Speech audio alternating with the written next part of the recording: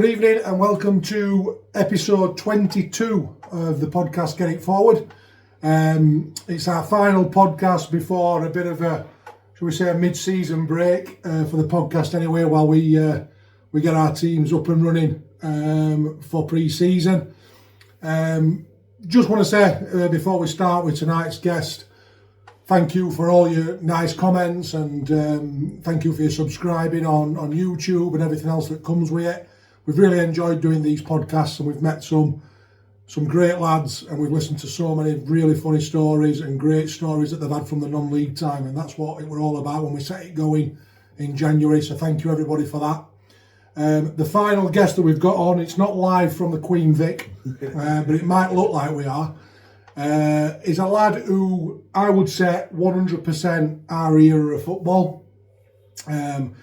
Not only did he have good success playing non-league with plenty of sides in the region, but also was part of a really successful Sunday League side as well back in the day, and now cutting his teeth in his coaching side and his managerial side.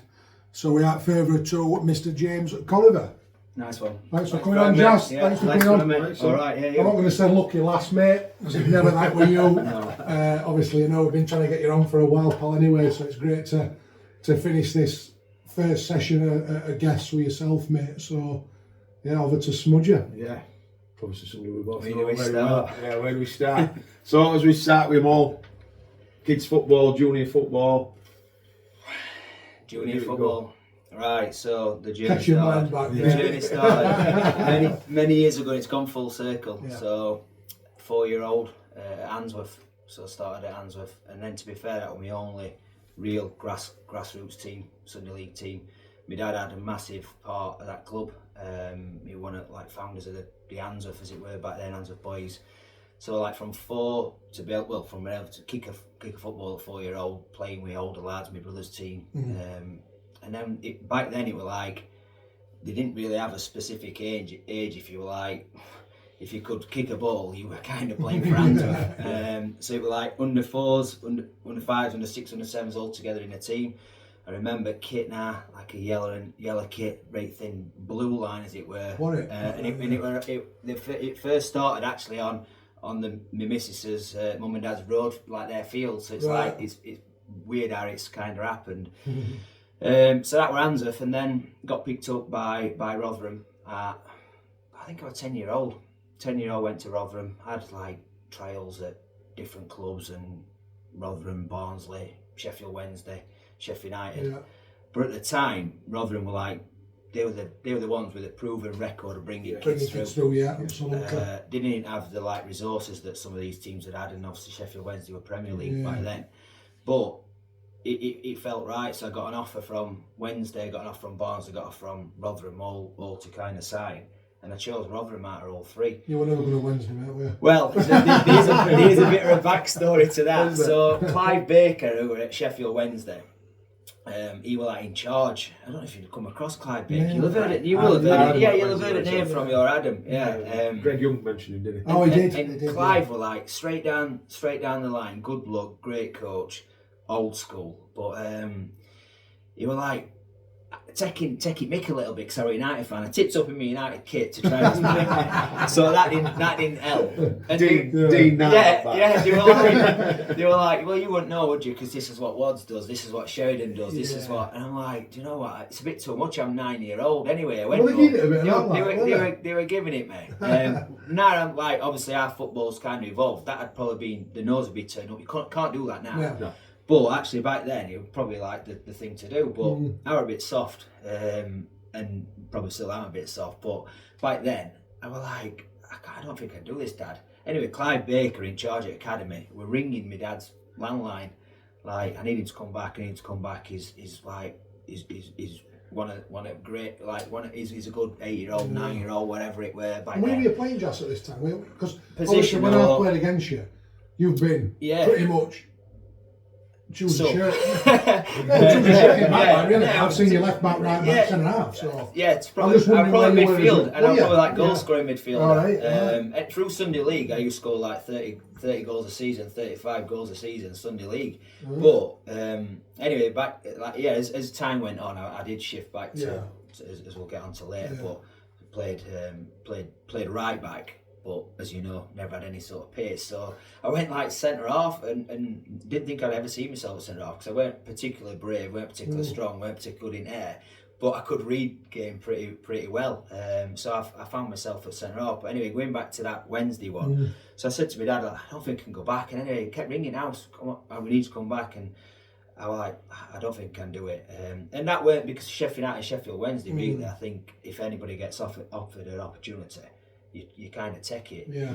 But Rotherham just felt right at time. And I've still got a lot of time for Rotherham. I've still got a lot of affiliation to like the what club. would have been in the right coaching side there then at Rotherham? So it would like Ronnie Moore, John Well, Nilly there Brecky, then, Nilly were brilliant for me, still is brilliant for me. I talked to a lot of like lads who, like obviously I were at Rotherham Boys and I remember training at gym at Millmore and that underground, which was like unbelievable. Absolutely It used to brilliant. be. Nilly were the best player in there, like you never But thought. everybody remembers Nilly from Rotherham. Yeah. And all success that Ronnie Moore had there and Breckin had there and people who've come in and all players. You talk about Rotherham, everybody mentions Nilly. Yeah, And I think he had so much to do with coaching side, didn't he? And that. Nilly were like a mentor, if you like, for me. So we'll get on to coaching probably later, but I did my coaching badges really early. Nilly were like my mentor, and he's saying when I'd done my B licence, he's got your A licence. Like he rated me in terms of coaching, and he helped me develop me, work with me. Also got me out of some crap as well when I worked for Rotherham in community.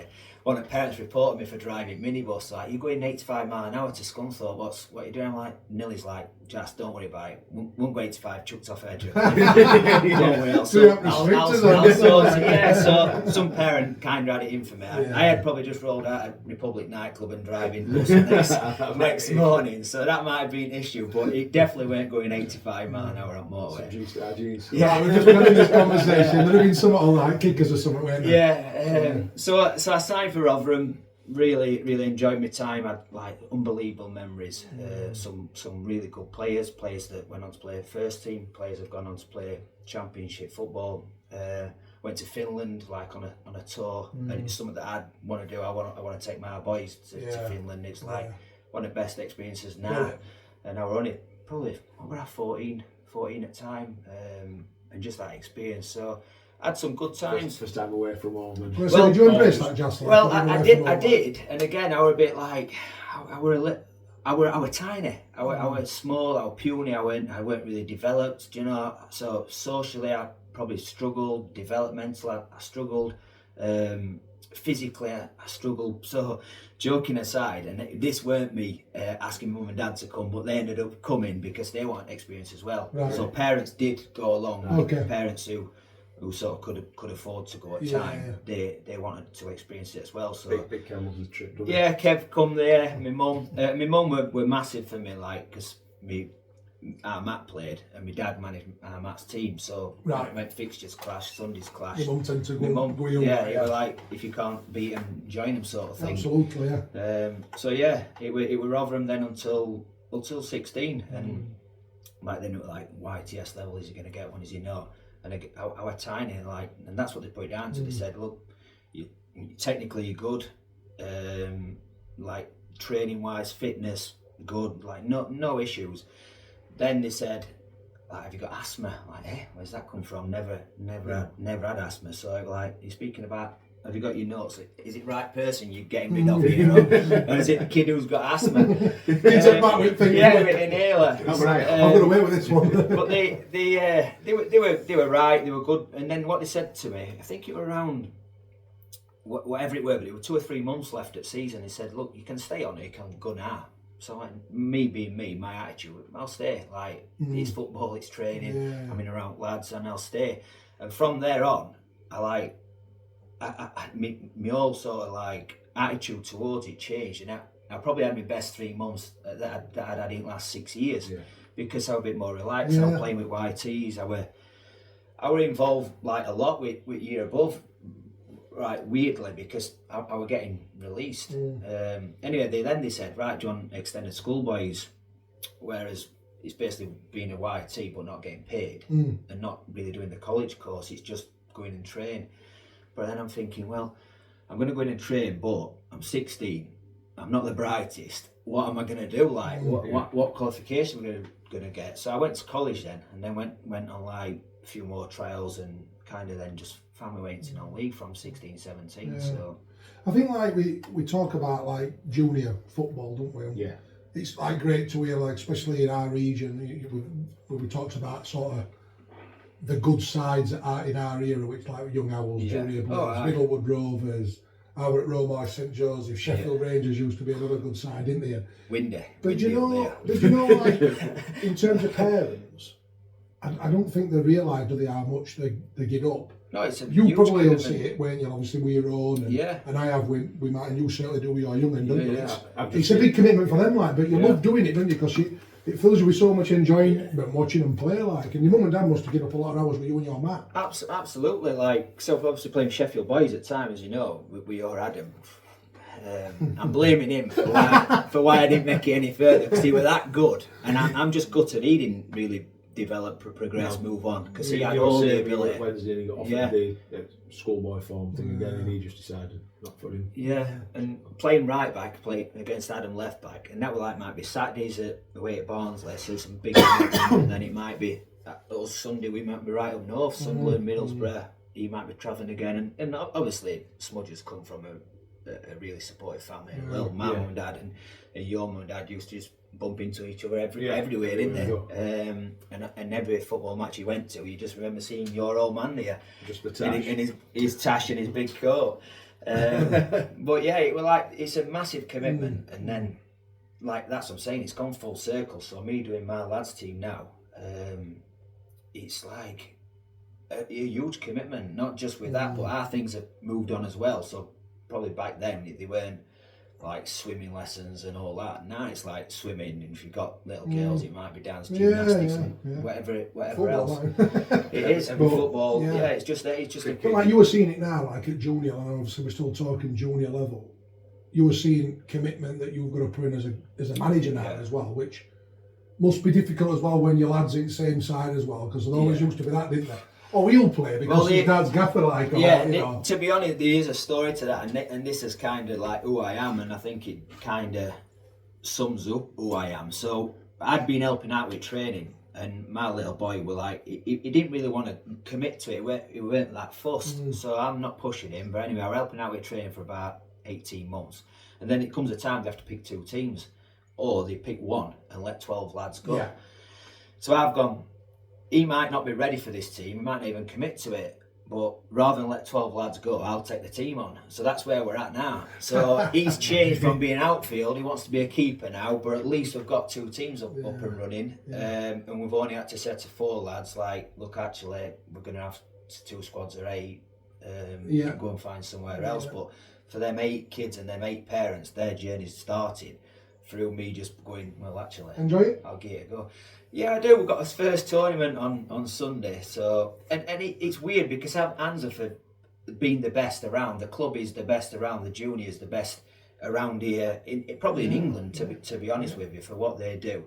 But like, obviously we want to win, but the 5-year-old, you know, it's got to come a time where you think, of course we want to go and try and win football matches. We want to breed winners for Answorth, but for me, it's about them lads just turning up and playing on Sunday. But isn't it great, like, when they've got kits on? Yeah, it's made a massive difference. Like, Greg, who's doing it with me, he's like, wait till they get the kit on, wait till how excited they are, wait till how good they all look. And they do, they look... It's brilliant. I mean, it's just that side of it, they look like a team. Yeah.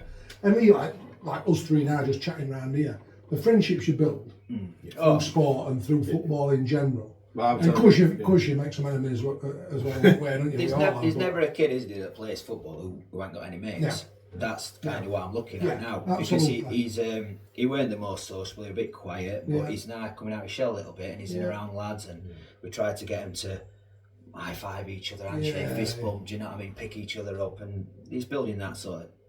It's great, isn't it? I've sent you up the week, weren't I? because I'd spoke to your man on the phone, we were playing at Anston, and he said, we're playing over. Yeah. So I'm dropping for a pint. And going back to how Answorth have got it, just with the fact that they've got a lot of footballing people around running age groups. Ross Anna, yeah, brilliant. Yeah, I didn't know until speaking to you just how many like ex-players or current players are still. Well, we were up there the other night. Like the lad did goalkeeper practice. There's Batesy, there's Armat, there's Paul Allen, there's Luke Waterfall who's up there. There's Andy Brownrigg.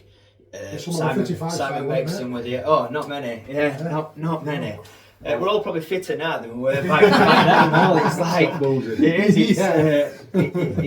it's mad how it's turned out. But yeah, that's kind of junior football, kind of into Rotherham, and still now I probably look out for Rotherham result after Sheffield United. You know, that's what I've got no hard feelings against any team I've worked for, played for, and that's again probably just who I am. Even though people have shafted me, people have said things about me. I've not kind of got a bad word or hold a grudge. No, it's what it is. Things happen, don't it? Things happen. Things move on. It does, mate.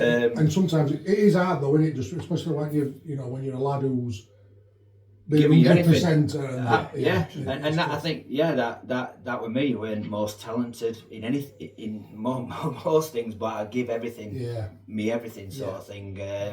And I think that's kind of what's happened with some clubs that I've been at. It's like I'm either in or I'm not. Yeah. I'm either all in or I'm not. I get that from you anyway. I've had that from you. But yeah. So then you went. Did it start? I'm looking at this sign in here. Are we allowed to say what it says? Yeah, so that some lads might not like that. Yeah, well.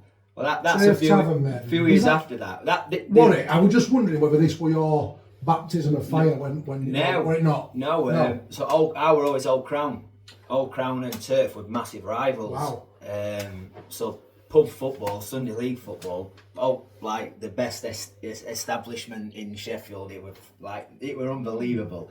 But we had some massive battles against Turf, and Bob Bradbury, God bless him, who were obviously Turf manager for years and years, and he were also involved with Worksop. He took me to Worksop when in non-league, and he asked me to play for Turf, and my dad's like, "You're not playing for Turf, you're not playing for Turf, you're not playing with Bob." Bob just shouts at you, calls you like CUNT every 2 minutes. I'm 17, I'm like, "Not playing for Turf." Anyway, I went on, I was like, after a few kind of non-league spells, I were on contract, so I couldn't really play Sunday League anyway, but it were Old Crown, the greatest days, greatest times. Wow. Like we were obviously Smudge were playing. There were many lads like playing in that squad. Young lads, old lads. Saturday night, Sunday afternoon. Was it a proper Sunday side? It were mad. It were mad because I had to figure out how to get back to Barnes.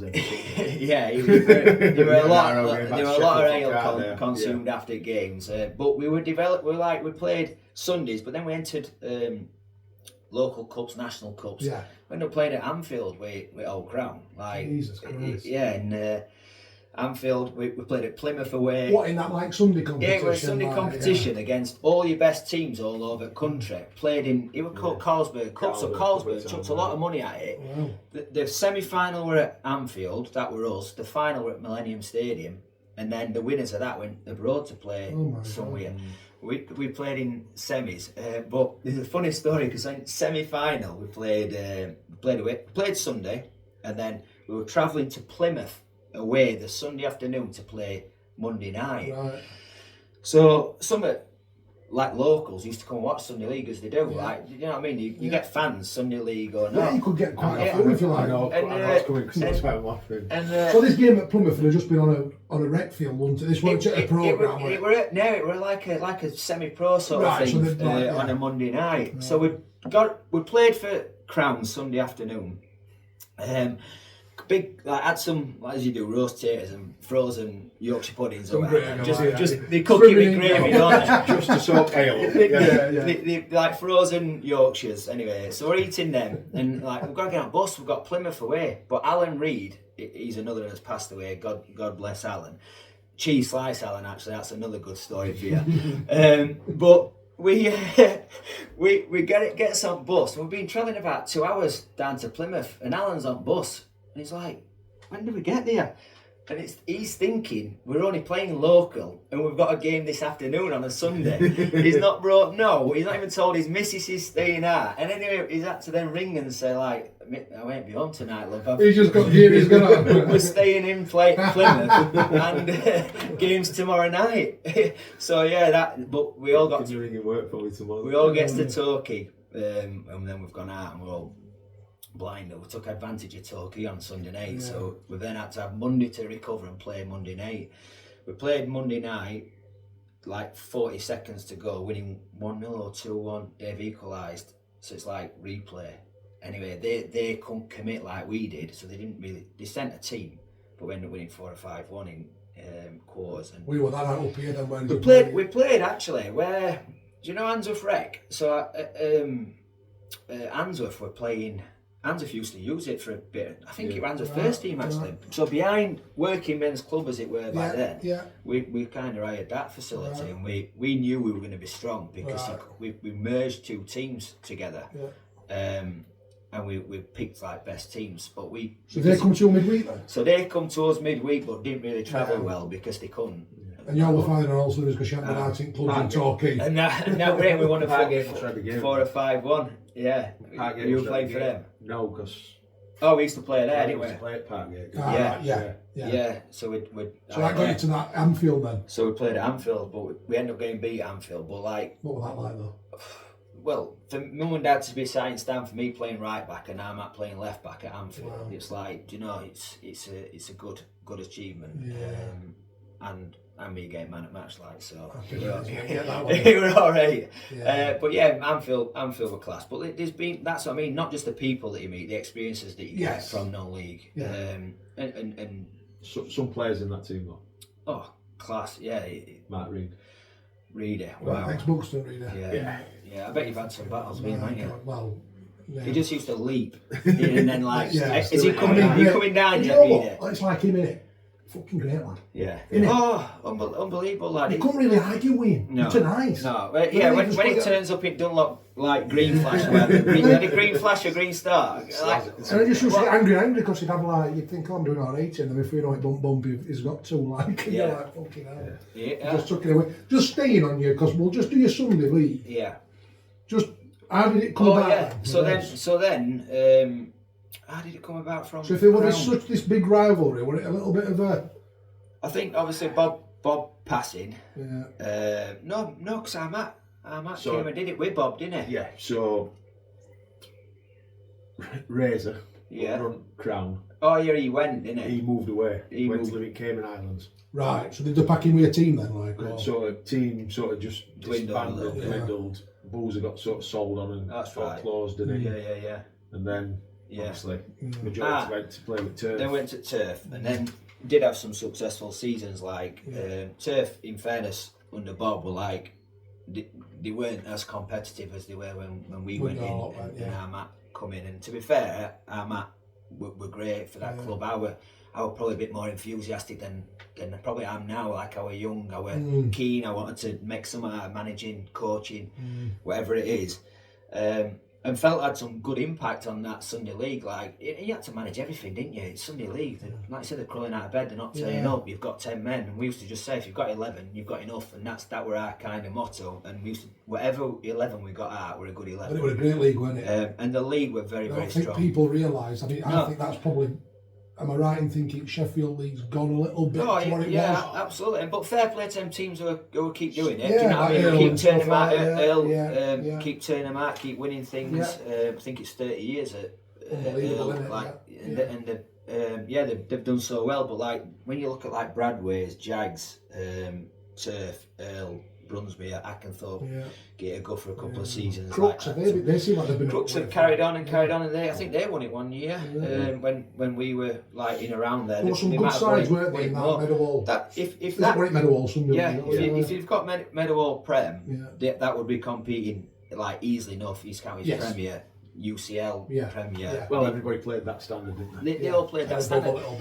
But the good good thing about that standard and that league was it weren't a question how much it were. Well, it were, but how much in how many beers can we sup in the afternoon? How many times we're going to go out together? What we're going to do? Do you know what I mean? Today, this afternoon, it weren't the first phone call you're getting these days on how much you're going to pay me. Yeah, I think Sunday football for me, obviously, I were at Swinton and we had a fairly decent, successful side over this side at South Yorkshire, but we were same. Super Sunday. Yeah. Oh. They always used to be like 40. Yeah. Right, TV, Super Sunday, and used to sink some and we just kept getting up for work Mondays, didn't we? Yeah, whether you did, and then do it again. It feels shocking, I'm going to do it again. Then Monday Club kicked in. It's like now. Yeah. Can't do that as well. And because we were all the same, we were probably contracted, so we were committed to a Saturday side, so you probably didn't boost Friday, well, you couldn't boost Friday. You were committed to it, you got up Saturday, you played. And then you might have been thinking, like, if you're in a decent enough game on Sunday, you might have restrained yourself a little bit. And then Sunday used to be. Yeah, that's your time. We go for it. God's now, day. like. We say it's our day, Sundays. That's the one. But times in turf, when you had TV on and we're all stood in that, like we used to call it boot room in turf. Yeah. Some days, some afternoons I've had on in there, like just by watching teams that we don't even support. Man U equalising at last minute. Man U scoring at last minute, like. Boozers going mental. Like what we're doing. We don't even support them, but we've still got tracky on turf track. We've been boozing from getting back in at 1:30 after game, and then just all staying together, and then like just some ridiculous things. Somebody used to go to the bar down it, like somebody's missus used to come and pick them up and won't let them go home, and we used to have like. Lads who go to the bar, leave the car keys on the table, and someone will move the car somewhere in Swinton. Park it somewhere. Like they go out and go, where's the car? And it's no idea. I can remember once playing, I think we were playing midweek on a Thursday. We've come over and we've had a couple. We had a game, I can't remember what we played, I had a couple, like, we're at Leadmill tonight, I don't think I've got a tracksuit. Oh, I know what it is and lend you some clobber. Many a times. Many a times. Them days, like commitments like now. But I think that's another thing. Back then, it was like you don't care what people think about you. Too many young lads now are bothered about how they look, physiques, how many likes and stuff can they get on Twitter and TikTok. Back then, it was like being in Leadmill, being in Republic, in turf tracking, or ground tracking, till all hours. Well, until you start taking it off. Like, I'm not mentioning names. I used to be naked regular, but yeah. He's not brilliant. He's not too fat. He's laid on settee. But good times in that Sunday league. Yeah, brilliant. Won't change out with that side. On that side. We did all sorts as well in that boozer, like fundraisers, family days, things where we've gone away together. Just a good group of mates. Absolutely, and still mates all now, and we try to replicate that every now and again. Which is brilliant. Families come along into different. Families come along and we can't sup as much, can we? No, we can't. Can't like medal. Well, someone knocking at doing it then. Tend to be kids. So, but after go on, sorry. Yeah, so we've covered your Sunday exploits, which I think we'll all agree. Yeah, we won't change out on them fronts. You've done it with a good group of mates at every side you've been, every pub you've played for. But we also won like Medal Prem when we were a good league. Then we won League Cup twice at Bramall Lane, and then we got beat in Senior Cup. Did you play Senior Cup? We were a team from Barnsley, weren't we? Playing against us. No. We were at Aversley. It were, weren't it? They dragged all Saturday lads in, didn't they? Yeah. It was when I was watching. Yeah. Oggy bit someone. Oggy bit Fodden's leg. Yeah. So keep forward gone to go round him. Oggy's come out. They've sort of gone into a tussle, and next thing he might have been Kelsey. It's his leg. Hell. Yeah. And Oggy's bit him and got sent off. He got sent off. That's about 4 or 5 minutes in that. Yeah. He hit his leg. That would have been at Lane as well. That were at Lane and we lost. But obviously, Aversley, they had a great side. Good Sunday side. They did. Filled with lads who played Saturdays and Sundays. Ryan, what's he called? Ryan White. Class. Ryan White there. He used to love. Darsidler played. Foxy, Clark. When he went to Aquaforce. Scargo. We tried to sign Scargs. I don't know how many times. But they were the same, weren't they? knew how each other played and then took it into Sundays, and they sort of did really well in that Sheffield Senior Cup with for a number of years. Yeah, there's Kyle Cook. Yeah. Loads of them that all played. Briscoe. Yeah. So what about your non-league journey then after your 16, 17? Did you always want to stay in game, or were your mindset a little bit like we've had other guests on who have gone, sort of fell out of love with it, didn't? No, I always wanted to play football. Yeah. But I weren't deluded. You know what I mean? I was tiny. Even back then, how games evolve now, everyone needs to be fit and athletic and 6 foot. And I didn't know if I was ever going to be 6 foot. I'm not. I just tick one box. Yeah. 6 foot. But so I went to Emley, as it were, Right. and Emley were obviously a good side back then. They were, I think they were football. I think they were football league. So Ronnie Glavin gets me to go to Emley, and it were like a trial game at, I think it's where Shelley play now. Do you know? Oh, Storzo. Would it have been there? Well, anyway. Storzo or Shelley College. Not too far, they used to use both. So I've gone there and 16, 17 and met Ronnie Glavin, shook me hand. Ronnie Glavin were like a big name back then. And I'm like, Ronnie Glavin, like, you know, come on and get involved. So we played this game and I played really well. And he was like, right, on whatever day it is, we want you to come in with first team. Then he went, how old are you again? And I'm like, 16. No, you need to go with 21s. So because of my age, really, not because of my ability. No. And my dad at the time was like, I can't commit to this, dragging you all the way through. Yeah. To go and play with Well, this 21s. game with 21s or it just Like like the first team game. Yeah. So I'd held my own at that age in a first team game. For him to offer me it in one hand and then pull it straight away for another and go, no, you're not old enough. So after that, it was like knocked me duck off a little bit. Went to workshop. From workshop, it's as funny. Like went to Glatwell on loan, as it were. It's not a loan, is it? You're not good enough for workshop. Off you go. Get some games. I think I'm still on loan at Glatwell now because he never called me back. I'm still waiting for Paul Mitchell to ring me now and call me back off loan. But that were like loved Glatwell like back then, and this were taking me well out of my comfort zone. Got my first car, travelling on my own in Red Bull Fiesta. What would it have been? This late 90s, early 2000s, or? Yeah. So I left school in 97, 99, 99. Yeah. Left school 99. The early 2000s, this one. Yeah, it were because it were. Same age, aren't you? So I went at Gladwell, played loads of non-league games at 17, 18, and like loved it. Played right back. On slope. Got to know how to play that pitch, but then there were two good blokes, Andy Kirk and then Junior Glaive, and Junior were mad on fitness. Right. So ever since then, I've always been fit. I've always I've lacked in kind of pace.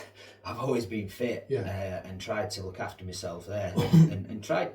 People laugh like I were always really committed, and Friday nights I wouldn't even stay out of the house if I had like my ex-bird or my current bird. I wouldn't sleep out. I'd like now I've got to be in bed 9 o'clock, half 9.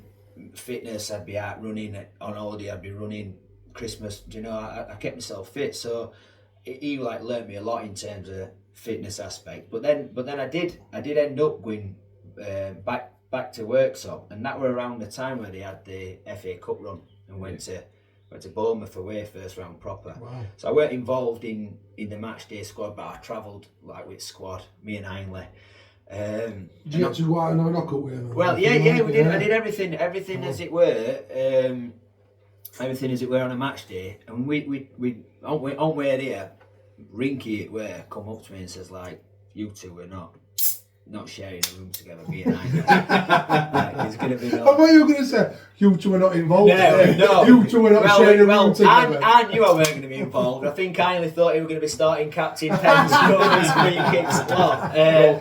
So I weren't involved. I can't remember if Ryan were or not. I'm sure he'll come on and correct me. But you definitely weren't sharing a room together. But we weren't allowed to share a room because their thoughts were going to be up all night and like prattling around. Would you have been? Nah, I'd have been in bed. He would have been, wouldn't he? He'd have been sneaking out. So they paired me up with this pro, Bennett. I don't know if it was called Des Bennett. Anyway, never met him. He'd never played a game, and it was a bit harsh to be fair because he'd come in and he'd never kicked a ball, but actually he's playing in first round proper in place as another centre half who played in all games leading up to it. So they've shared a room, me and him. I'm like, never met this kid before. He's an ex-pro. Anyway, the gears all his polo shirt, I'm putting it on bed. I'm like keeping it all nice and neat for him, and I'm in my side at bed. We're sharing a bed. I'm like, I've never known how like this. I'm in bed, getting my head down, not involved. He's been dragged in, and he rolls in about 3:30 in the morning, pissed up. And then he's going to play it next day, and it was like, you've been took up since 9. I'm trying to make a good impression on him, and he's about, I can't remember how, he was probably about mid-30s, right. ex-pro. Yeah. Ended up sharing a room with him, but yeah, so we did all match days. I think what might have been on telly back then on Friday. TFI Friday. I don't even watch. I don't even watch telly. No, I didn't. No, because we all spoke about it, and yeah, we lost. Obviously, it was the first ever game on that new Bournemouth ground, right. and we all went out in Bournemouth after that. Like very good night. Like some of the lads who were at Worksop as well. Gav Smith. Gav, how many times has Gav cropped up? Yeah. Ryan Ludlam, you know, and Andy Smith, who were at Stocksbridge, and Dean Cropper played, obviously. Yeah. There was some brilliant play. Wads were there. He played that game. So yeah, then we all went out in Bournemouth after, and to be honest with you, like that is the first time me feeling non-league and feeling part of something where experienced lads actually they kind of take you under their wing. Looking after you, paying for you. Do you know, we were only, I think 17, 18 at the time, no money coming from anywhere. Yeah. They'd have got all their bonuses from FA Cup.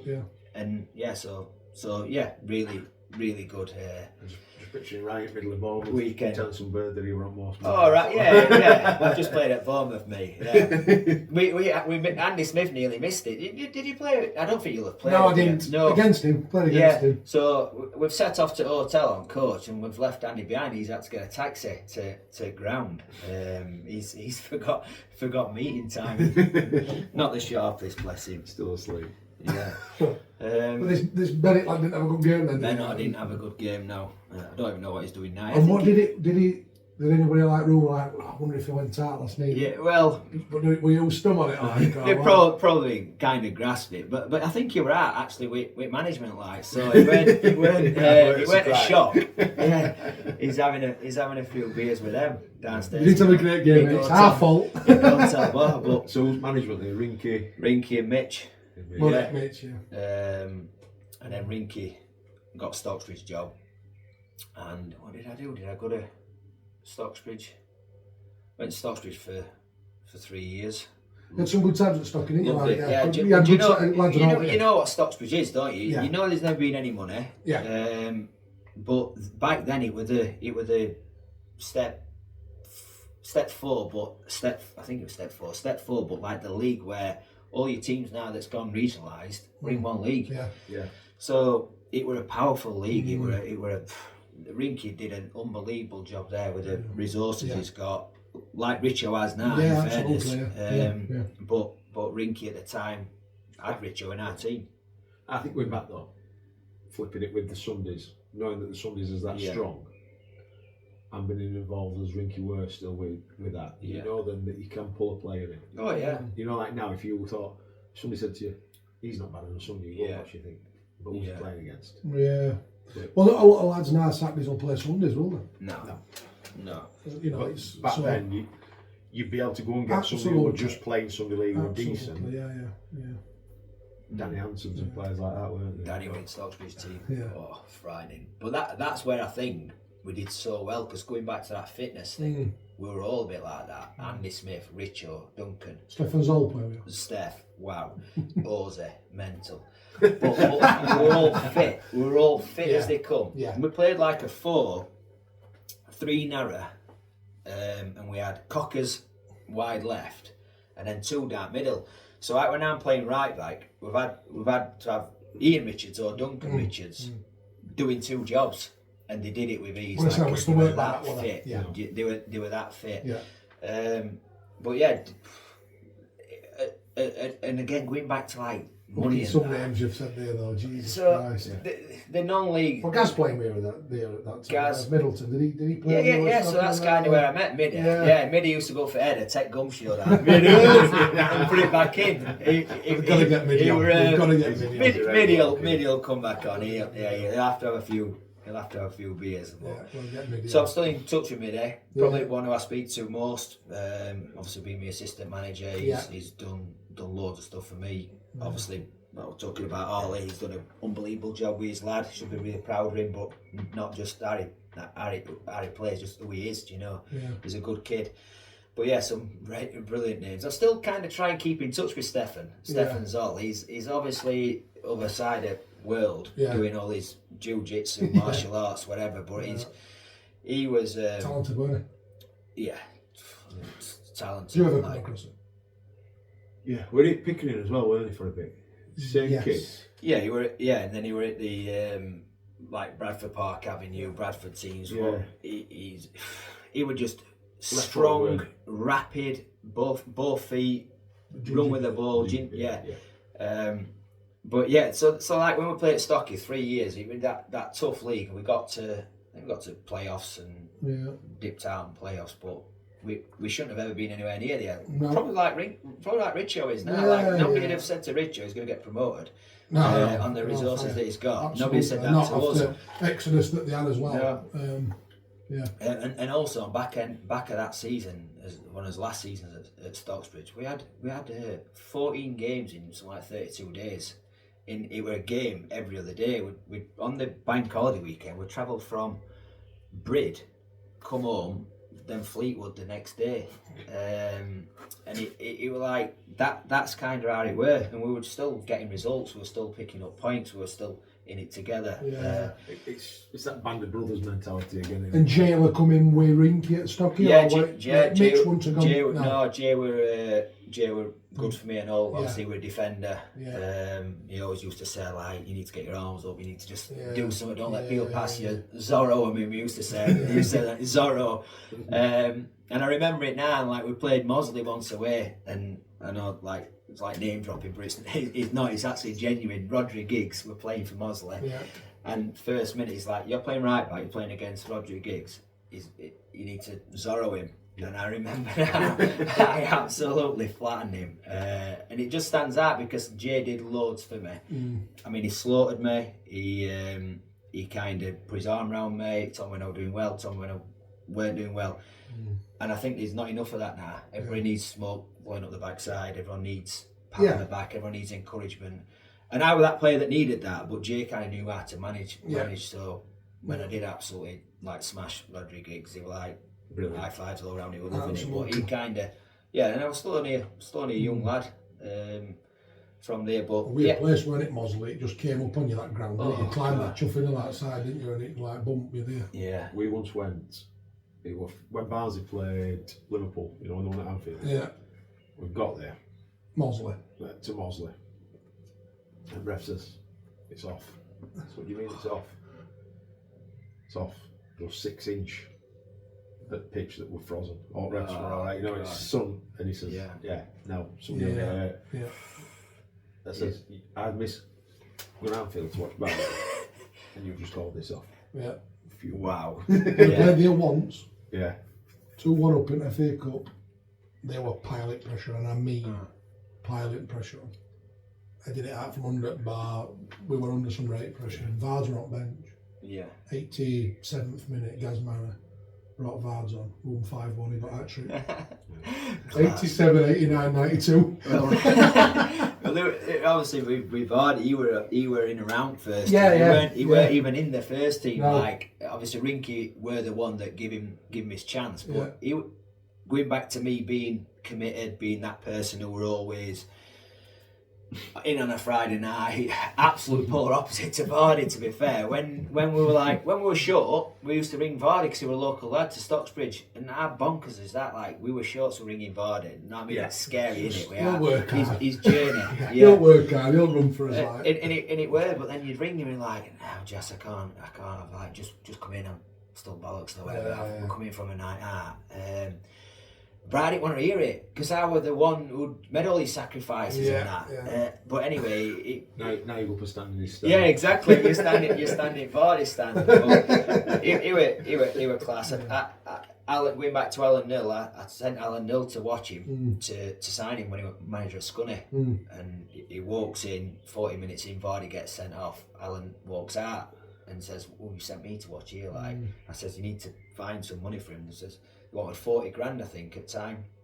And Scunny wouldn't afford 40 grand, but imagine. Where were he at then? What did he do? No, so he were at Stockton. Oh, at Stockton, yeah. He were Okay. at Stocksbridge. But like I said, got sent off. So I'm like, you need to go and sign him. But what a career! Like Ridiculous. Yeah, ridiculous. But yeah, on them back-to-back games, we played Saturday Brid, Sunday Fleetwood, and the Sunday 5 minutes in, Mickey Goddard gets sent off. So not only playing back-to-back days, we've got 10 men for 85 minutes. They end up winning 1-0. I think Ross had a penalty. But Ross, yeah, he can. Two forwards that aren't bad. Mickey Goddard and Ross. Yeah, he can. But like Mickey's like, I don't know, Mickey, like you're pounding his head, mate. You've got him in headlock. Yeah, I don't know. Like 5 minutes in, legs are He used to be a right man, Mickey. Yeah. Jesus Christ. When he played with Gomber. Anyway. That was Friday. Anyway, yeah, God's Hard squad. work. Not hard work. Yeah.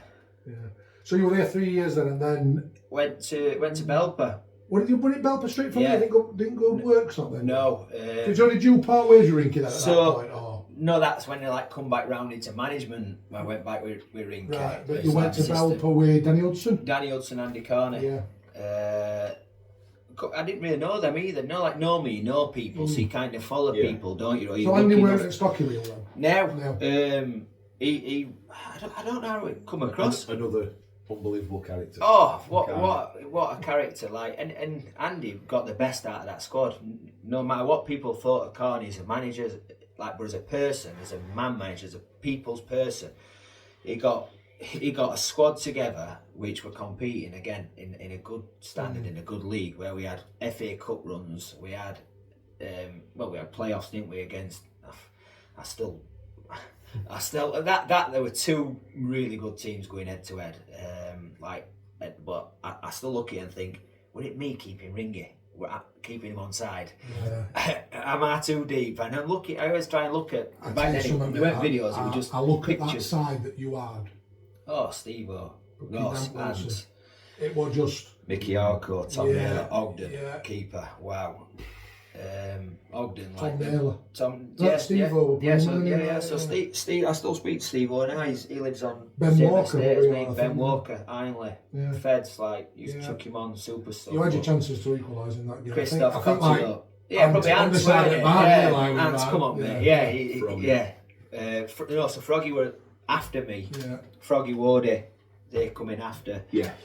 I think you're right. I think if it nailed it, though, it were two very evenly matched sides. You weren't played? they? Yeah, Yeah. I played centre half. So yeah, you, but we had Matt like, telling, weren't it? we had Tell, we had me and Dawes, Dawes, Steph Dawes, Vardy, Dawes, Ringy, Vil Powell was at Yeah. that point. even Ringy, like, Yeah. what an absolute, like, top man. Yeah. 20 years ago, I bought my first house, and that's when we were like around with Ringy. But we're not funny, but they are funny. So it rings me, it rings me, and it's like we're having housewarming then. Yeah. And it's 20 years ago, but every time he rings me or texts me, it's like we're talking about housewarming Yeah. from 20 years ago. Yeah, try us out in a But yeah, Ray good kid. Because you did it, you had a fucking right side. In fact, I think you finished above us, didn't you? Yeah, we were something You like goal always difference. missed We that, didn't yeah. win the league. Yeah. And again, some top clubs that have gone on right up through the like Do you football remember pyramid. who went up that? Was it Redford? It was Redford, didn't we? I think they did, didn't they? You only won one, as it was. Yes. We only won one south. It I'm not sure. I think that Retford won it. Did they? I think Probably the side we that you were at now, They won it. Neil Harvey, Gobber, Mike Simpkins, Cole Marison. I think they won it. Stuart Goodland. They were good. Yeah. They were a good side. I think they won it, and you're second, comfortably second. I think we were about 7-8 points behind you. Yeah. And then obviously both won as semis, which meant you were at home for final. Yeah. Mikulova were in that. Yeah. We beat Carlton in semi. Wasn't it Mikulova that won it then? Mikulova. I'm sure it was Retford. Unless Retford won the year before. That might have been. It might have been that, and then Mikulova because we used to have some right battles with. Carl Hall. You were going. Yeah. Tried to sign him, but I don't think he's a player that I tried to sign, to be fair. Yeah. But we missed out a little bit, so I went to Ilkeston. Ainley took me to Ilkeston under Nigel Jemson, so I went playing there. Played pre-season, had about 4 or 5 months, and that's when Belper come in, and I went. Were you playing regular at Ilkeston? Yeah, so I was playing. Played pre-season, played against Derby, and our right back Chris Commons were left wing playing against him, and did well. Like trying mixed team, like 45 minutes. So I played well, played against him, did all right. Gemmo won a signing, so I signed. Then I was playing like regular. Then I found my way a little bit out of team, in and out of team. Me and Ryan, to be fair, were both in and out of team. And then Belper come in, but I was like pretending that you didn't know, like 7 days rule and all that. Gemmo's like, you do know something, so you're not involved today. So I'd got to the ground, like, Belper have come in, you're going, aren't you? And I were going, but I was like, I don't know what to say. Yeah. But they paid you on a Friday night, so I'd already been paid anyway. And it's next to IKEA, and I'd just bought my first house, so I went, right, no worries, Gemmo, all best today, I'll watch from stand. Yeah. Bought from stand, and went straight to IKEA. Bought me meatballs. Bought me furniture and my meatballs. Yeah. So that were like the Ilkeston stint, and then I were at Belper, and probably Stockshire and Belper, the best years that I've had. Yeah. But it says a lot where you get somewhere you feel comfortable and you feel like this is your home. 3 years, and that's when I was quite loyal, and I got opportunities to move from Stockbridge, opportunities to move from Belper, but I didn't, and it weren't paying massive money. Belper were a little bit more money, but it Belper met you skipper, captain there, well they were all John Obbo, remember Big John? So I'm still in contact with him. Went to Burnham of the year, and it was funny. He come on my 40th, and he's like brought the biggest bag, but just wore the same clothes all week. got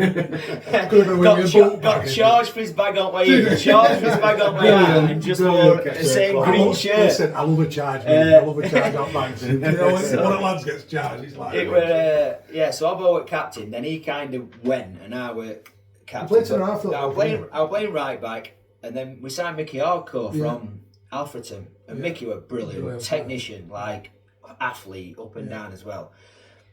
So he were like, we needed to play him. So Carney went, and we were playing right back, and me centre half, and then I went centre half. I don't know if with Obbo or he'd gone. And Ege. Then Ege. Rich Ege. Mate, I seem to remember you being like a proper. Took on like sort of sweeper role, talking role, like so. Yeah. I can remember you playing. I think I sort of can remember you with Obbo. I think. Yeah. And he'd just go and try and win headers, and then you just. Who were playing left back then at the time for Belper? Rushbury. Andy Rushbury. Andy Rushbury were left back for a short space of time. Who else were left back? Oh God, they'll kill me when they read. Yeah, I like that one place though, because Wacker were in that, weren't they? Yeah, Wacker or Ogden. Oh, Adam Ogden, yeah. And then Mickey, me, Tom Naylor sometimes centre half. Tom to be fair, do you know when Tom Naylor come in? So we signed him from Mansfield on loan. But then when you get kids in and you're thinking they're no better than what we've got, but because they've been a pro club, manager wants to make a bit of a marquee signing or a loan or whatever. But you could tell straight away he weren't just going to be somebody who comes in and then you don't see him again. He was going to go, and he did. I think he played 30 odd times in Championship for Derby. He's still at Chesney now. Chesterfield captain of Portsmouth. Do you remember when you played at Brig? When I played at Brig? I were at Brig. We played against you. I only remember it because I'd lent your boots and I actually scored that day with his boots on. I've got a story about Brig, but I don't know if it's for this camera. Tom Naylor got sent off that night with one of the worst tackles I've ever seen. Grimesy playing for Brig at the time. Yeah. Grimesy, your brother. Wow. And Yeah. I just couldn't get to grips with any of them. Tom Naylor, it was like it was like an 80-20 in his favour, and he just stopped. He made it like a 10-90 all the way, and he just I can't remember where in midfield, and he just hit and just gone up and up and up. Yeah, it was a horrible tackle. He loved it, and he did. He used to do them ones where it were low, smash lot, and get them off. But he missed ball. He just completely missed ball and just went straight. Do you know what? When we talk about your Belper times, I used to Ant Wilson. Fucking handful. Ants, when we were playing, and when teams. Was it frustrating for you? It were frustrating, but like us were there at the time. We loved him and we wanted him to do so well, so we kind of accepted a bit of like his first touch bouncing off his knee, or do you know what I mean?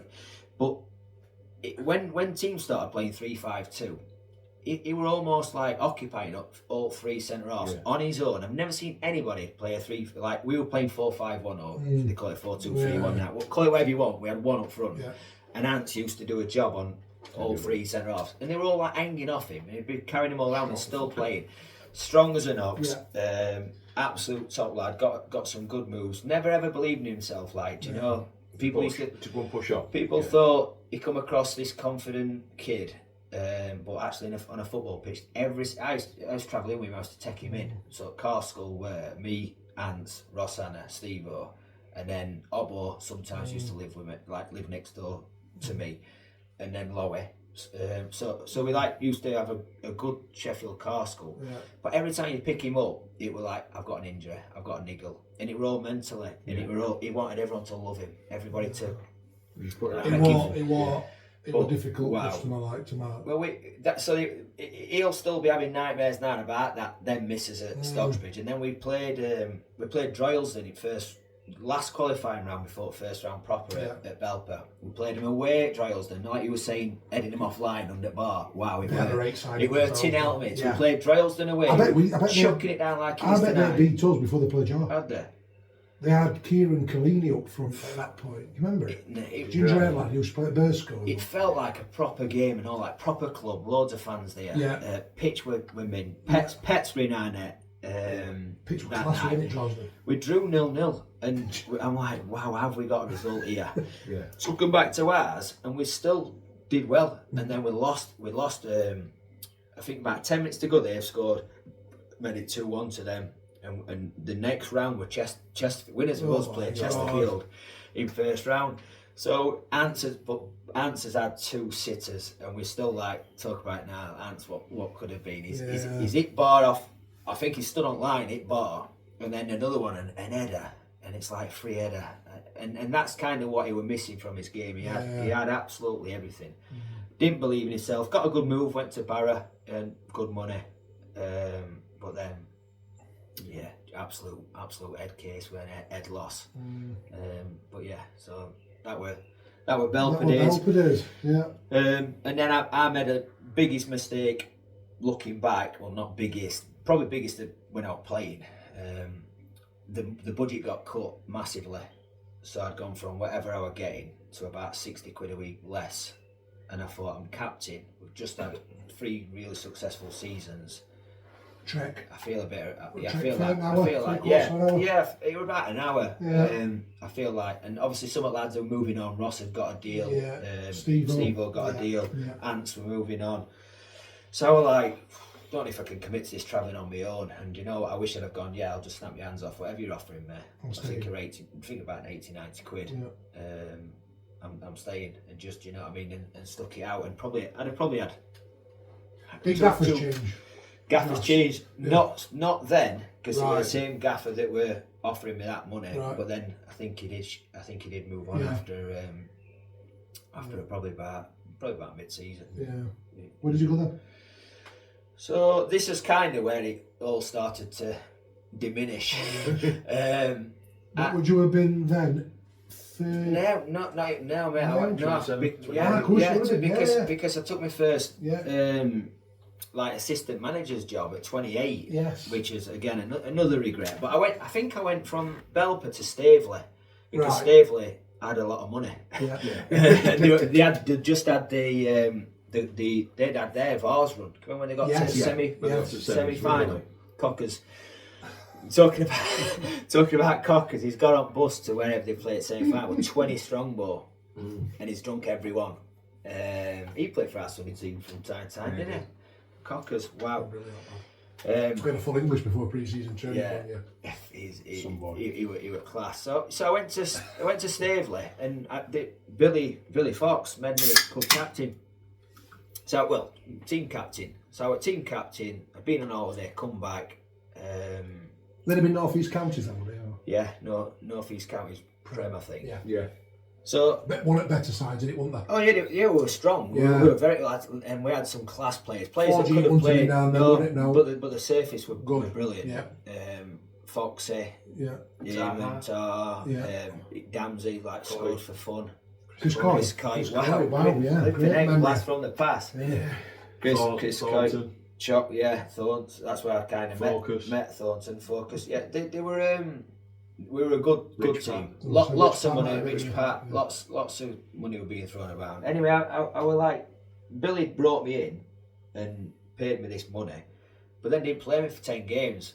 But I was sat there thinking, 27, 28, I'll just sit and be patient. I think a lot of players now, they're just gone. So I sat and I was patient, and then I stayed there for I think it was that season. Then Billy might have gone, Clucky come in, and long story short, I ended up being assistant manager, then manager of Snavely. Earlier than you wanted. Yeah, but probably back then no, because that's what I wanted, and that's probably where I thought I see myself. Like even when I was a kid, all the sessions, coaching, all the even Sunday football, I'll do warm up. Do you know what I mean? I was like involved all the time. Busybody, I was always involved. But do you like that side of it though? Yeah, I've lost me way a little bit as I've got older and kids have come along, and I was out at every game every night. I was like watching every. Do you know what I mean? I still kind of work hard, but it's a bit different when you're a bit older. You've got kids. Commitments, ain't you? You can't do it all the time, can you? No, but I also think there's an aspect of social media is that big now. Yeah, you can see it all, find it all, can't you? This age will review it, revise, know who's coming up. Yeah. Where before you have to go and search it yourself, won't you? So is it what I wanted? Yeah, and I was buzzing for opportunity. I was like... Was it a shock to you though when it come, or did you half expect it, It was only a shock when I've done my first team talk. What's on it, Chairman? Tell you what, Chairman. It was actually when Bob had just died. So Bob had died on Friday, and I think it might have been my first manager's job, like official. So I'd done assistant manager, done a bit of a caretaker, then being offered job. First game of season, Brid at home. Brid was strong. I'm like, done this team talk. Bear in mind, Bob had died day before. It were absolutely chucking it down. There were ducks on pitch at Staveley. In that corner, there were ducks. So Terry sent me a video. I used to flood in that one corner. Terry sent me a video of the pitch and all ducks and that. So, irrespective of what I've just said about being committed and all that, one of my pals had died. I thought, right, I'm going to Boozer. Game's off tomorrow. So, gone to Boozer, in turf, stumbled out of there like bladdered. And I'm thinking, it's got to be off tomorrow. Got to be off. Anyway, was it dry when you walked? It was dry when I walked there. Terry's gone, game on. Now I'm like, game on. Oh no. No. Give me team talk. First 10 minutes, keep it tight. I'm still probably a bit like tipsy. That was Bob that. Bob's fault. Anyway, keep it tight. Don't concede. Yeah. First 20 minutes, Brid are good. 20 minutes in, we're 3-0 down. And I'd just get his team talk. Gets worse. I'd get a penalty away. I got booked, and then one at other goals. Right back throws it in. It bounced on floor. Hits me on chest. Hits me on head. Goes over my head, and I just smashes him on edge of area. They've scored from that and all. So I've got in at half time to try to say, right lads, it's not good enough. But it were all me. Yeah. But that just stemmed from Bob's fault. Bless him. Good point you've brought on today, because again we've spoke to lads who have done that playing managing. Did you find it difficult? Can't do it. No. Yeah, you can't do it. I've just seen a lad who we've tried to sign pre-season who were at Baseford just got the Sandy Acre job at 23. Oh. And he's going to play and he's going to manage at 23. He's and good luck to the lad. You know, hope it works out for him. But you can't do it. No, you can't manage people, play, be the best you, and then dig all the people people out around, dig them out. Yeah. You can't. Well, I couldn't anyway. And No. Some decision when somebody put 7 days in on him. Yeah. I think it's even difficult to be an assistant. It's easier, Yeah. but it's still difficult. Yeah. If you're in a Saint changing room and stuff. Yeah. When I were at well, I may as well get out there now. Workshop Legends Day, so I've been asked to play for Workshop Legends. I am not a Workshop Legend, but what Ben Tomlinson wanted to do was people were good to him. So back then, Ben played when I was assistant manager. So like, you were good for me. I wanted to be involved in this game. Unbeknown to him, when I was assistant manager at Workshop, I had to come on for Workshop. And I got booed coming on by Workshop fans, my own fans. But now I'm playing a Legends game. I would no means a legend at Workshop. But yeah, so like I just found it hard playing, managing, playing, coaching.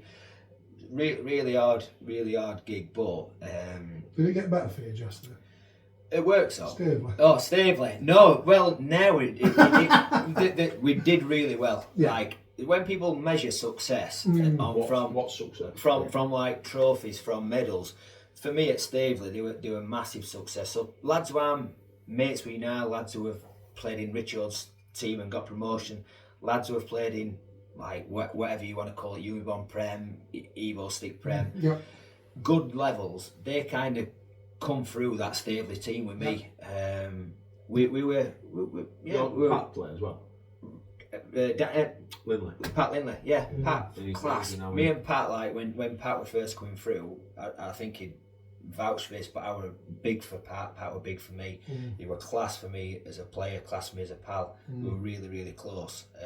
And he's at Stavely now, obviously manager, doing well, nice like kid. top kid and doing well there. But the Stavely setup, Terry had said to us, work within your budget, bring young kids through, and your discipline needs to be like good. And that there were three things that Terry wanted from that club, and we were ticking all the boxes. But then what had happened there was the rumour were getting stronger that somebody would come in and taking my job. That person were like coming to games and that. So before Terry basically turned around to me and said, "You go in, sacking me." We made a decision to carry on for a few games, be right for the lads, be right for the club, and then one game, I think it was Nostell away, turned around and said, "Look, that's us done." And they couldn't believe it because we were flying. Like we young kids we're not the budget that Stavely previously had. We'd like 20, 30 quid, 40 quid I think on paying Nando as keeper, who were class. So you were getting 40 quid. Coach at Donny now? Yes. Like as you do social media and that, you try and keep in touch with as many people as you can, but it's just that's all it is really. Just You'd be texting full time trying to keep in touch. Yeah. So that was Stavely. Had the Stavely one sort of made your decision that you were going to focus all your eggs in coaching? Were there still an element to you thinking, I don't know whether after you Stavely might go back playing? Well, I did. I went to Andsworth then. That's when I played with Pat. Yeah. That's when we did double. So I Jono. Jono. What a kid. What a character. Like what a lad. You know, play him anywhere. You know what you're going to get from Jono. There's not enough Jonos around. Like I can't speak highly enough of that kid. They were him, me, and then we had a kid from reserves that we just dragged in from Norway, Jas Griffiths, he was called. Like hard as nails, but just a reserve player, young kid, but playing at side of me with Danny Pat and some few older heads. We were class, and we did double at Andsworth, so like got me buzzed to be playing again. Played there, then like fell into like a caretaker Andsworth manager's job, I think it were. Saying when you had that Andsworth side, you absolutely boxed us to death at Stocksbridge and we beat you in Senior Cup. Miles better side. And then obviously I went like back round and managed Andsworth again, but I think I went from Andsworth that time back with Rinky and Jay at Frickley. Yes. So we went back, and then they were like the writing on the wall. They were relegated. They were going down. Yeah. To be fair to Rinke and Jay, we went in and we kept them up. I think we kept them in. Had you got any coaching capacity as well there? So I'd gone in as like That's right, player coach. Played a few games, found it hard again, and we're playing like FC United and that. You know, they were powerful teams coming to Frickley. We were going away with minimal resources. We were dead and buried. The club were dead because Surely were in that league as well, and Fylde and teams like that, weren't they? Like it were. It were, but it's all experience, and I think that we were talking about Frickley though with Clay the other day, and about people didn't want to go to Frickley. No, you could make it like a proper like tough place, couldn't you? Yeah. Is that what you did when you went in? Like, did you? Well, I don't think it could get any tougher because Billy Heath had it before us. So Billy, and I'm still in touch with Billy now. I do a lot of stuff kind of to try and help him and eyes all over, particularly pre-season, and keep in touch for players and them gems in like lower leagues for him. Anyway, we went in and there were a whiteboard and it just said Timson. So obviously Timson's shoe shop. All he wanted him to do is shoe it. And that's what Timson's meant. And that's what he used to write on board, Timson's. And we're like, Timson's there. So I think Moser and that were there as well when we first went in. But it were a tough place to go, tough place to kind of get the fans on board. The fans were very kind of similar, not as many, but as the Worksop fans. They were hard fans to please. But they used to come in the numbers, fill the clubhouse, and the ones who used to come like, when it were going good, get behind you. When it weren't, tell you, let you know. But yeah, Frickley were good, and then what did we do after that? Do you go Worksop? You said went back to Worksop as a coach. That were it. And then Rinky gets Worksop job again, but then they were in crisis. There were money problems. The club were going bust. They were like doing bucket collections. They were no, and we did all pre-season. Got some good lads in, and we were second in the league, and I think Rinky just thought, I can't do this anymore, and we walked. So I went with him, like, and then Macintosh come in. But I knew Macca from my UEFA B and Rotherham days when I was there. So Macca then offered me a coaching role, but I thought, I've come with Rinky, I'm going with Rinky. I was loyal to him, so so that was the Worksop little stint. And then it was like, right, what do I do for me as a manager? Yeah, so also you just crept to 30, haven't you? That's it. A young, energetic, like aspirational manager, as it were back there. And where did I start from? Frickley. Yeah, what was my first job? Well, at Staveley, then it was Answorth, and then Clipston. Clipston, yeah. So went to Clipston. They'd just got promoted out of North East Counties 1, I think it was, to North East Counties Prem. But then things happened, and the management that got on promoted, Whippy and because Jammer were in there. Jammer and Brett Marshall were chairman of Clipston. But then they had like, I don't know what happened, but they went. And I get a phone call from new chairman, never met him, Dave Paley, who was such a good bloke, rings me and wanted to come and have a chat. So went down and had a chat, and Clipston, we haven't been disrespectful, there's just nothing to that ground. It's like a pitch and 2 changing rooms and then this little clubhouse. But like, I was thinking, I want a bit of this. It feels right. It's not too far away. I'm young. Bit similar to like what Dents was saying. If you said, do you want to do this and this? Like, yeah, go on, give us a chance. Were you worried about like catchment area though and bringing players in? Yeah and no, but I felt like through the Staveley days with the younger kids, I already had a base like Brad Jones, Sam Finlow, Pat, players like that who you think are going to play for you forever. And they did, and they were loyal to me. Nando brought in with me. Then I pulled a few favours in. I signed Nicky Walker, so Nicky obviously at Cleethorpes flying, got him in 40 quid. He'd been at Wickham, so he were at Wickham, not playing, to then Clipston. Yeah. So he come and done me a massive favour. Alec Denton had coached Alec from him being 10 at Rotherham. He were unbelievable. Like, so when you're looking at like powerful teams in that division at time, there was they were like Answorth, they were Tadcaster, they were Liversidge, AFC Mansfield, and we were competing against all them teams on a very like low budget and who did you take him with? Ryan France. You took France, yeah. So Ryan come in. We still laugh about it now because like this chairman, we're just excited to do something with projects, and I've got some money in van for you, and he was like that sort of that. It was like Del Boy, like. He were a top, honestly, like top bloke. Just wanted so. And did that mean you want to be so successful there because of what he was like? Yeah. And so I did all pre-season, stayed there for I think vast majority of that season, and then Sheffield Club come in for me, and it were a bit weird really because I didn't plan on leaving. I wanted to build a bit of a project, but then because it world's first football club and it were only 20 minutes from my house, and they'd got in touch. I always said a lot with it if someone rings you as well. You feel wanted, feel valued. Yeah. But at the time they were absolutely like on their arses. They were going down. Yeah. They'd got a previous manager that were very, very over the top in terms of professionalism. He'd got art monitors on. He'd banned boozing after game. He'd got specific foods on for him. They were training twice a week, I don't know if I should say. Can I say? Yeah. Randy Cormier. Yes. So he were previous. Yeah. So I rang rooms as it were, like so I'm like rooms obviously my age and we're Sheffield boys and that all together.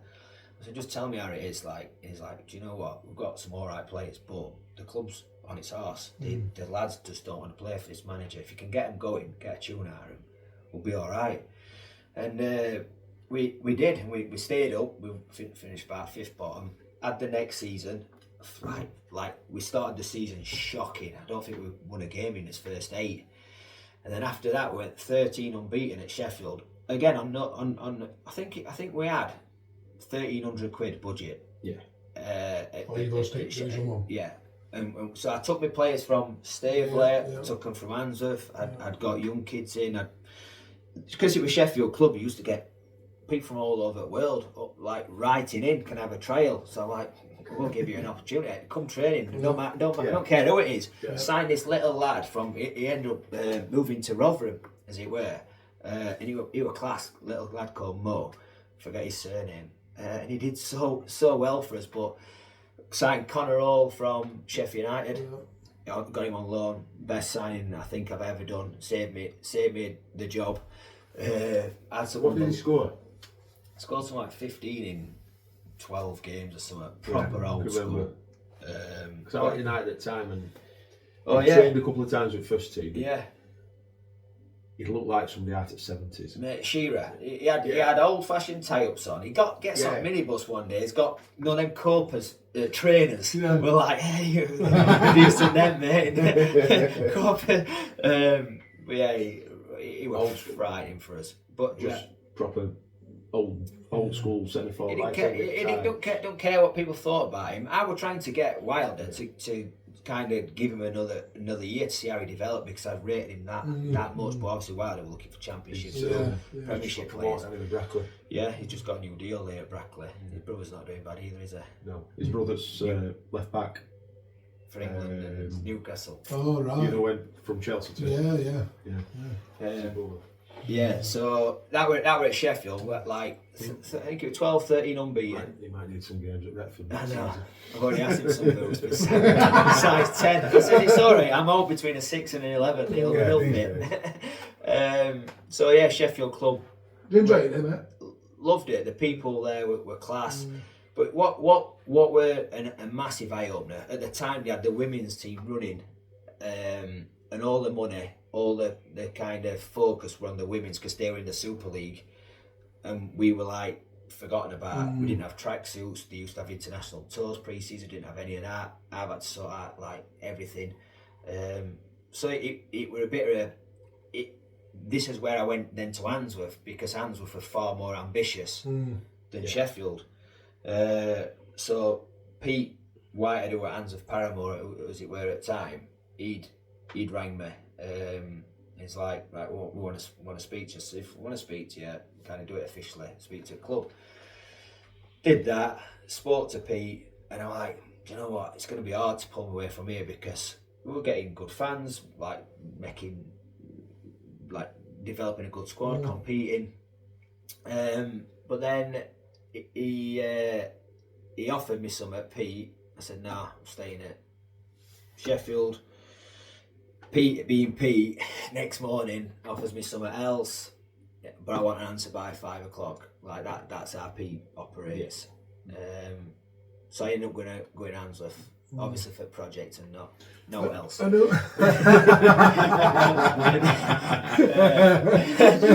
but Bella's got an unbelievable Christmas. the draw of managing like my own place where I've grown up, where I were a 4-year-old. We had this vision of being back at Handsworth, because at the time they were ground chain, they were playing at work, so we're going to be back at Handsworth, we're going to get 200 fans, we're going to do this, we're going to do that. And I'm like, this is too good to be true. And it were, I mean... Well, when you're assistant at club, did they... So at Sheffield I had... what's it called? Roads will have been in and around. Road in the stayed. Rooms were playing, so we were playing 4-4-2. Rooms weren't right. Honestly, how we got results, no disrespect to Rooms, but how we got results, like, we'll never know, because the squad were probably developing young. And just... And Rooms played most times for me than he had done like previous three seasons. He were class. Like, and we were playing 4-4-2. It were Rooms on right, this kid Colmore on left, Pat Lindley and Sam Finlow, 2 centre mids. Connor Hall, I brought Southie in for a short spell. A very short spell, what he said, didn't he? So he come in, but we had So I went to Handsworth, and that's kind of, it's not a regret. It was a massive learning experience. Obviously with Pete's a man of his word. Can't fault what Pete did for me. How it kind of ended. Could have ended differently. We've probably get on better now than we did back then. He's done well, and there was never any doubt that he weren't going to do well, because he had this vision and he just knew that what he wanted. And I think managing his own football club rather than more of a junior kind of club and a joint chairmanship with John Ward, who was obviously chairman at Handsworth. I think there was no doubt he were never going to people were always going to go to workshop and develop a club like that. So fair play to him. But even the Handsworth team, I did underachieve with the players that we had. We had a very, very competitive budget. I don't think it was as big as what everybody probably thought it was. And $8 grand a week. Even things like Connor Smythe. So Connor Smythe, what's saying, bite your nose off to spite your face. Well, I'd gone to their last game of season because I think Froggy were caretaker manager, and he wrote that, and he knew I were coming in. So I met all the lads after in bar, and Connor were on contract but trying to push me for a bit more money. And Connor's class, and I should have gone, But because everybody thought Handsworth had this bottomless pit, I thought I need to start somewhere. But examples of that, I'm thinking, well, not just Connor, because Connor were worth that, and I wish I'd have given Connor that, and that's a big regret. But there were other lads I'm thinking, you're £70 player, you're 60 quid. You're not 150, and they're asking you for 150, and I just wouldn't do it. And I was spending that money like it was my own, and people who know me know that I don't like to spend my own money. So I'm not doing it. And so there's some regrets, because I could have just spent every penny that we were offered, and we spent a lot of money. Don't get me wrong, and the money we were grateful for every penny. It were backed brilliantly. But we had some class players, but some of them players, I didn't get best out of them. They didn't get best out of me.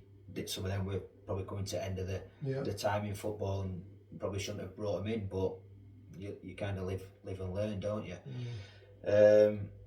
So that went from Answorth. You lost it.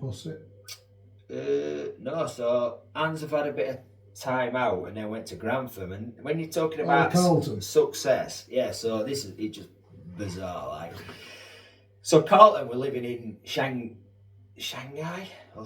Where are we living?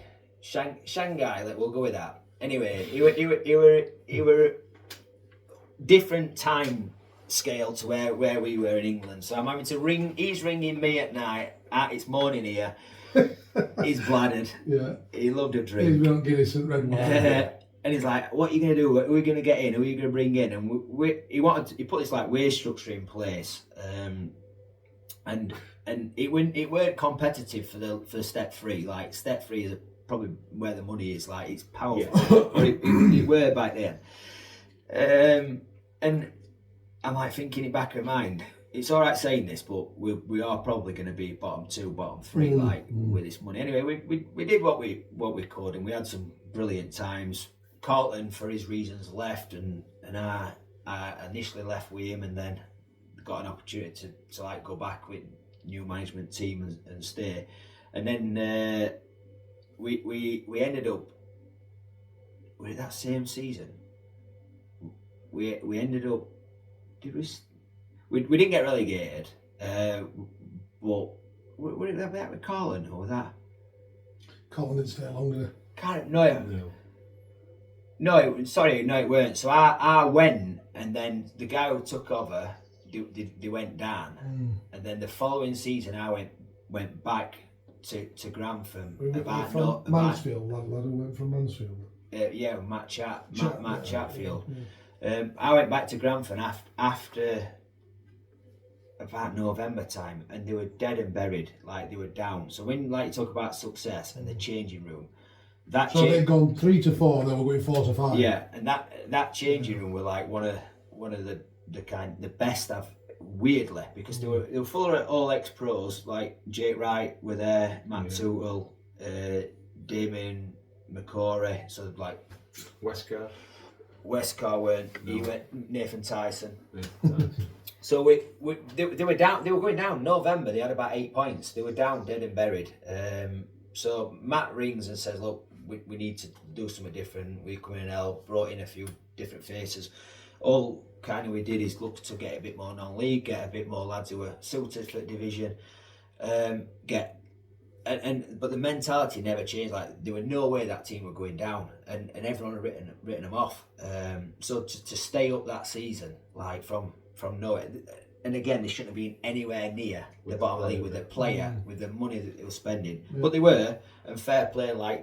So when you're looking at like a success for that group, they even though they shouldn't have been celebrating staying in division, when you're winning at that stage, it's used to.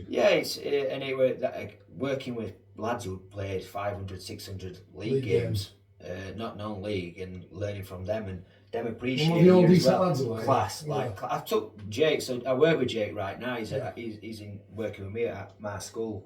So in our office, it's me, Ross, Anna, and Jake Wright. So we've got Jake's a class, and then there were Matt Tootle who'd been captain for Crew, youngest ever captain.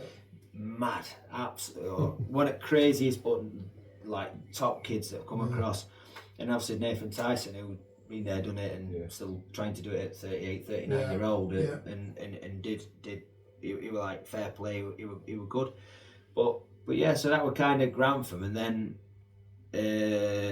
Ossett. Will it lower Ossett to go back into being like a number one? I know you went to rewarded. Yes. I like seeing this opportunity. I applied for it, thinking all the time, right? Who can have as my assistant? I'd had different assistants, they'd got different like strengths, but I wanted kind of a bit of a clean slate, and somebody who Wardy had just done it with Buxton. He'd been successful with Buxton. He knew players. He were hard working. Right, I'm like, I'm gonna go in, like, I'm gonna apply for it. If we get an interview, I'm taking Wardy. So we got an interview, took Wardy. I think there were about 8 or 9 candidates. People chucking like money, I'll bring my own money, I'll bring my own sponsorship, this, that and other. And anyway, they went with me and Wardy. And the first season we went in... Phil Smith chairman. Phil weren't the chairman, he is now. Yeah. It was James Rogers. Yeah. So James, like, really high job in Leeds, and I think that's kind of why he's stepped aside now and Phil's. We're still in Velvet Board, like top bloke, all really good people at that club. But the club is we're class, is class. Still look at the results. And yeah, we've done. I know I keep saying it, like sound like a broken record. We've done a good job. We've gone in, steadied ship. We didn't lose a home game like all season, but we were not very good away. And then we've got similar to the Staveley one. Rumours were somebody's after your job. He's coming in. We'd won away at Knaresborough in a cup competition. Chairman comes up to me, quite nervous, to be fair. I don't know what to say. But I'm like, just say it. I know what's coming. I've heard it for the last 3 weeks. So he ended up saying, like, we're going to part ways and we're going to bring someone else in and we're going to announce it tomorrow. I'm like, okay, yeah. Wow. Cheers. But no hard feelings. Good club. Did work within. That's where I think it's difficult sometimes, Jas. Yeah. You know, like when you've worked your bollocks off. Yeah. And you've done well, and they must have been able to see that they've got 2 lads running it who were 100%ers, who were going to do all you could to be successful. Yeah. And then for them to say it's going to be announced tomorrow. Yeah. It's just not a nice feeling, is it? Like, no. But you're almost like, and that's I am.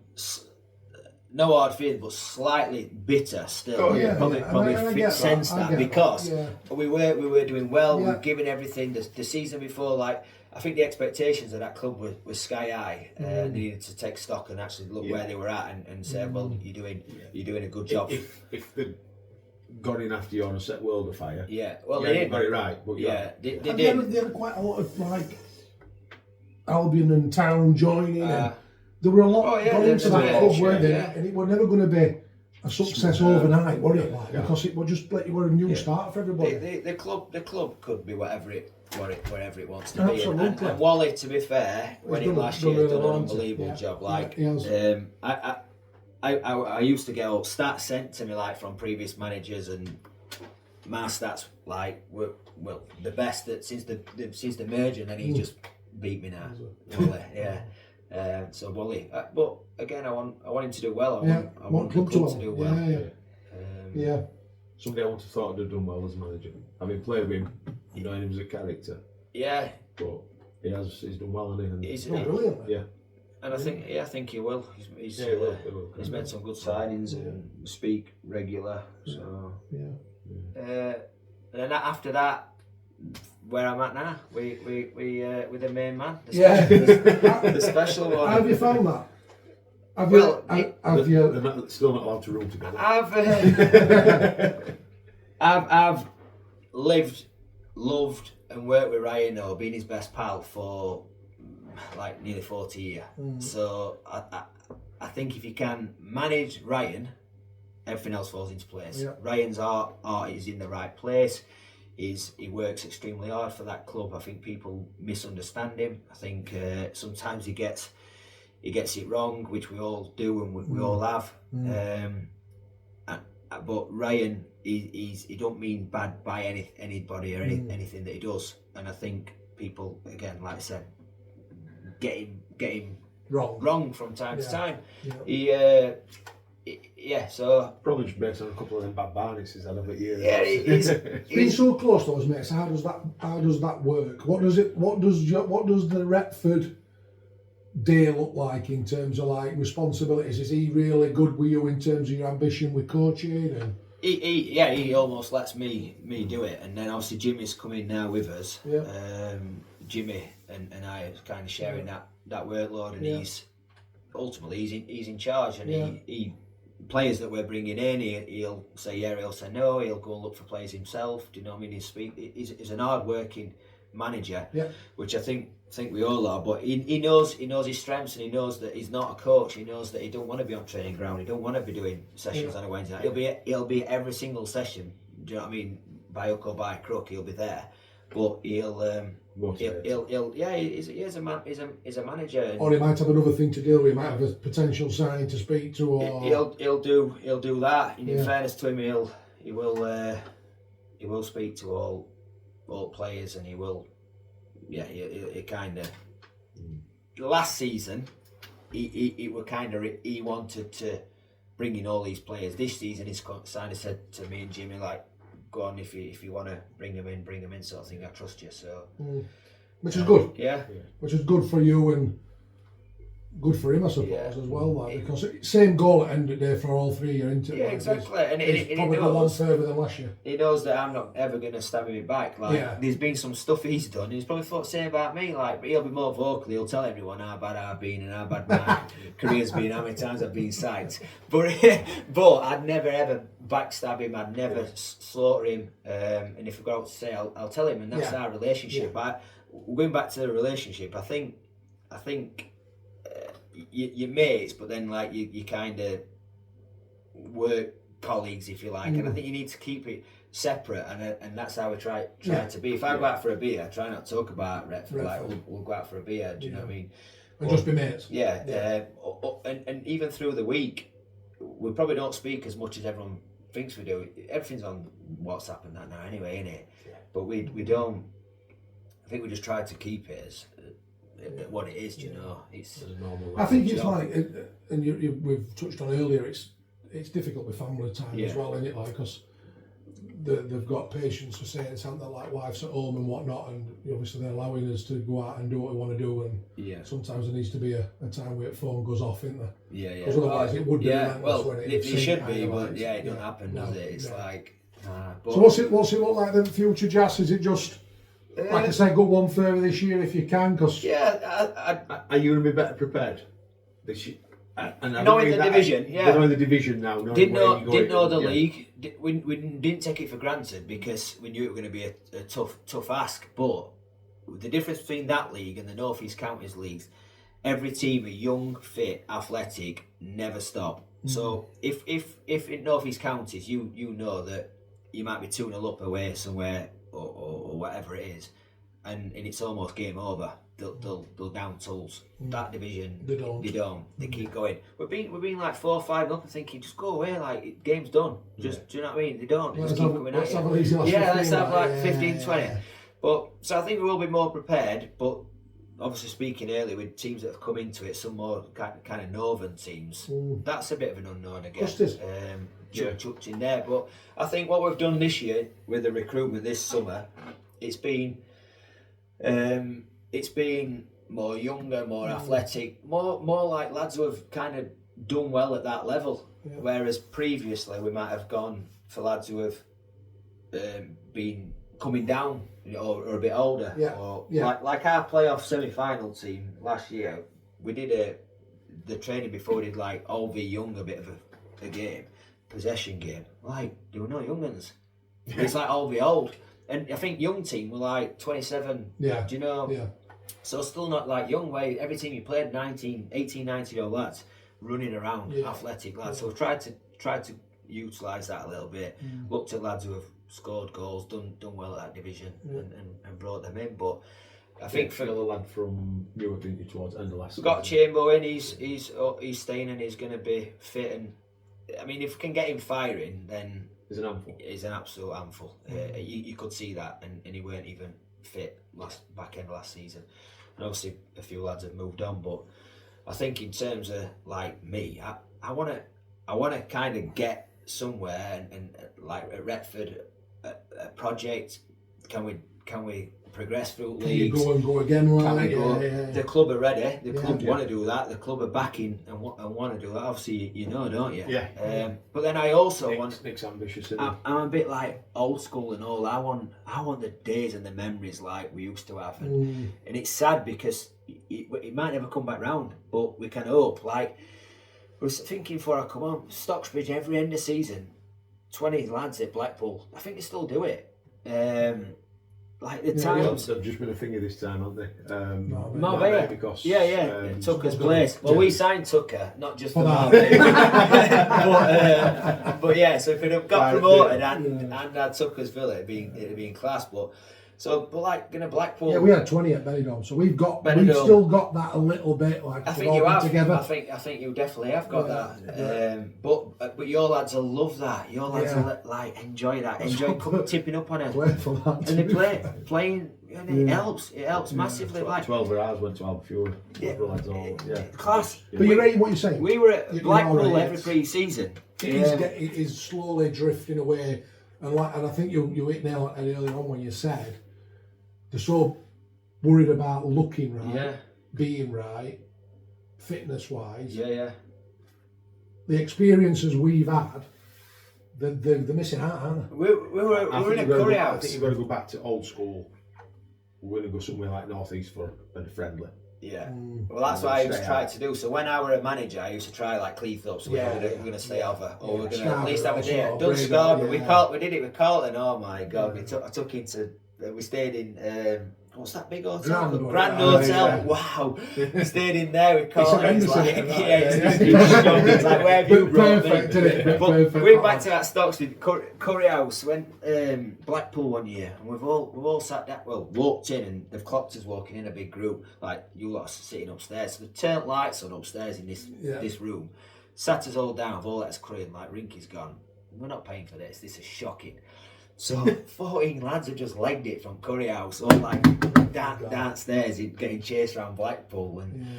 And day after, we're like sat on seafront, and Rinky's like, "Come on, let's get tennis balls, whatever." And it red hot day, everyone's got like soft tops, sort windows down, and just like throwing things into cars and like we're gonna joke shop, and everyone sat together having a. And you know when you're all sat around the table in a boozer, you'll be. Not how well you've done at Stocksbridge, not your times in football, it'll be. Remember we went to Blackpool?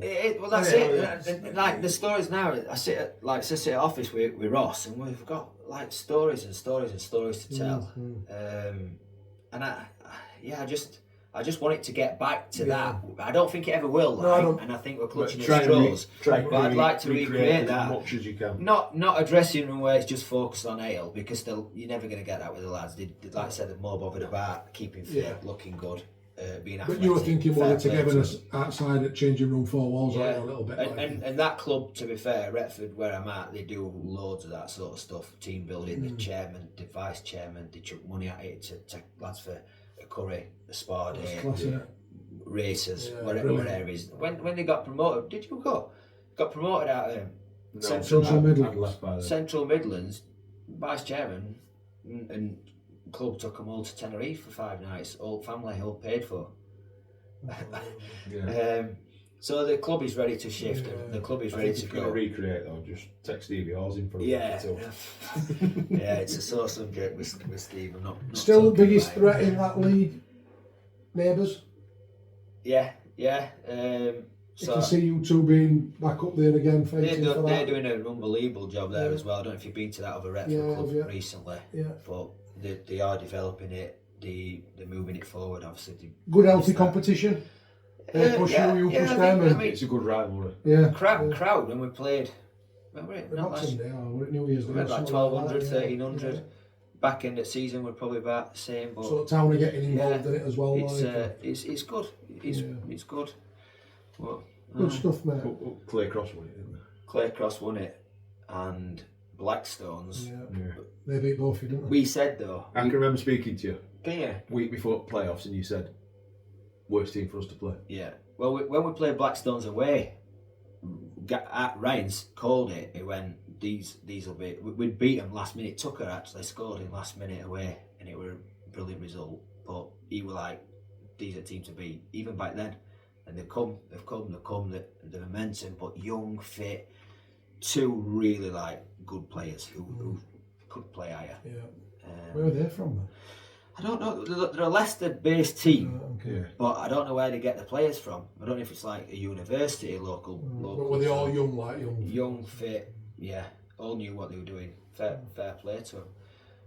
Good stuff, mate. Yeah, that's kind of. That's your journey, mate. Well, thanks ever so much. Managing Sundays with kids.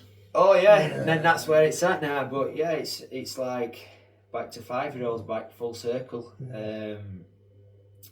But yeah, for whoever I've met, there's been, and I think like without being negative or whatever, the people, the positives that I've had from non-league, the person that I am to try to like be everybody's pal and help everybody.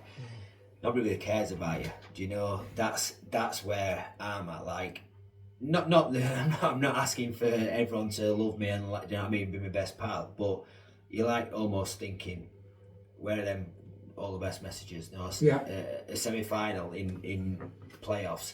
So I think like non-league, it's brilliant, but it also has that like so many false people and all. You know, people are ready to jump in your grave. People are ready for you to get sacked. People are ready to send you a text laughing at that you've got beat. Actually, people like, and that's not just me. That's just, you know, the environment that people are in.